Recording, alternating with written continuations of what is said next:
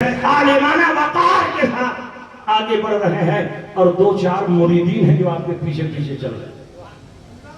ان تینوں امیروں نے چھت سے دیکھ لیا کہ یہ کوئی سنی بریلوی ہی عالم ہے اور اکیلے ہیں, دو چار جاہل مرید ہیں, چلو بحث کرتے ہیں, ان کے علم کو پھیتے سے ناپتے ہیں کتنے پانی میں ہیں. اوپر سے اتر کر نیچے آئے جب تک حضور مفتی اعظم ہند حضرت نظام الدین اولیاء کے دربار میں پہنچے. فاتحہ پڑھنے لگے, فاتحہ سے فارغ ہوئے تو یہ تینوں امیر پہنچے.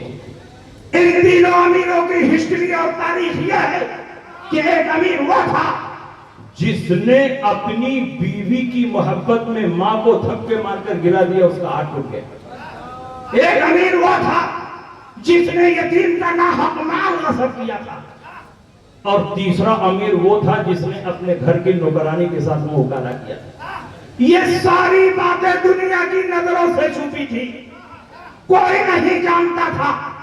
یہ تینوں پہنچے اور کہا حضرت آپ کا نام کیا ہے؟ آپ نے کہا محمد مصطفیٰ رضا خان. کہا کہاں سے آ رہے ہیں؟ تو کہا کہ میں تو بریلی شریف سے آ رہا ہوں. کہا بریلی ہی میں تو مولانا احمد رضا بھی رہتے ہیں. کہا مولانا احمد رضا میرے باپ ہیں, میں ان کا بیٹا. اچھا آپ مولانا احمد رضا کے بیٹے ہیں؟ کہا الحمدللہ میں انہی کا بیٹا. کہا تب تو آپ کا بھی عقیدہ ہوگا کہ نبی غیب جانتے ہیں. کہا میرا بھی یہی عقیدہ ہے کہ نبی غیب جانتے ہیں. اور صرف میرا نہیں بلکہ صحابہ سے لے کر اب تک جتنے اولیاء امت, علماء امت, محدثین اور فقہا گزرے ہیں, سب کا یہی عقیدہ ہے کہ اللہ کی عطا سے نبی غیب جانتے ہیں. کہا آپ کا اگر عقیدہ ہے کہ نبی غیب جانتے ہیں تو غیب پر کچھ دلیلیں پیش کر دیجیے.